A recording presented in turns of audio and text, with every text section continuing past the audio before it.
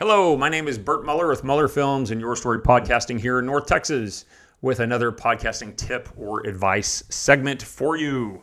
If you are not shooting a podcast every week or at least every month and you're a business owner, someone in sales, someone who wants to be in front of your community and educate people on what you do or what you have or what product you have or what company you have, podcast is exactly where you need to be. Video is important. The first thing I would say is do not use your webcam if at all possible. You can record on it if you're interviewing someone, but don't use that in the final product. If you're going live, you probably at this point don't. If you're not consistently making podcasts where you need to go live, I would advise not to. I would advise editing and then upload it later. It's better to have it look professional than just shooting something out there that looks kind of bad. What's better than a webcam? Your cell phone, the camera on your cell phone. Most people have a cell phone that's at least a few years old or a few years new. And it has a decent camera. Even the forward-facing camera is on an iPhone. I think this is a 12. So it's a few generations back. The forward-facing is a 1080p, nice camera. So you can get a tripod. You can mount your phone on a tripod and make it framed well. And I would add, if the goal is to have like a TikTok video or an Instagram or YouTube short, then you'll shoot the video vertically. If you're talking about a YouTube video that's a long form podcast, shoot it horizontally, like you look in a movie. Shoot it like that. If you shoot in high resolution, you can crop in if you want to do a video piece on a vertical video. Anyway, use your camera. So use your phone camera. If you have money to buy a nice DSLR with a good lens, Panasonic has a decent one I've used, a GH5 I had for years I used, and it still looks good. I have Canon cameras and Canon glass lenses where I can throw the background out of focus and make the subject look better. That's nice too. But don't use webcam. And when you're shooting video, what is your friend in video is light. Light. You need a lot of light.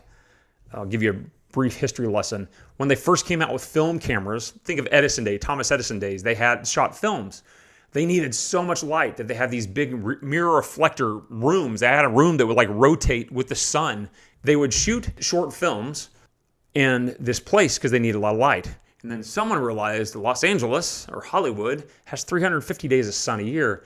And they needed so much light for the film that they moved to California. Thus, the rise of California and filmmaking in LA. And thankfully, now the world's smaller and the cameras are better and faster film and faster video. We don't need to go to LA to shoot films. Film light, video light is important. If you have a camera set up with multiple if you have lights set up with multiple lights around to bathe your subject in good light and expose for the video, that's great. If you don't have access to a lot of lights, I still recommend shooting podcast. And I recommend a video podcast, but people rather see a video than listen, if at all possible. Or they can listen, but if you have the option to be in video, that's better.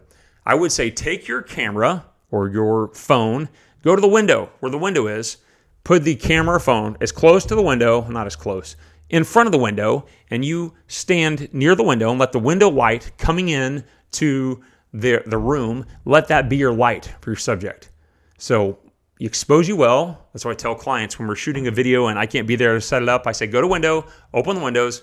Don't know if I need to say this, but this only works during the daytime. Nighttime, different issues. Go in the daylight, open the window, open the blinds, let the light pour in, use that as your video source. And what's better is if you have a lot of depth behind you. If you have a window and have a room with 20 feet, 30 feet back behind you, that's even better because it can throw everything out of focus behind you and keep you, the subject, or whoever it is on camera, as the main subject being exposed by light and recording. Number one video is audio. Number two video is video. Once again, repeat after me. Don't use webcam video. Go shoot a podcast. If you haven't yet, stop what you're doing right now. Go and capture a podcast, record a podcast. Let the world know who you are. Tell your story. Until next time, I'm Bert with Muller Films and Your Story Podcasting. Go podcast.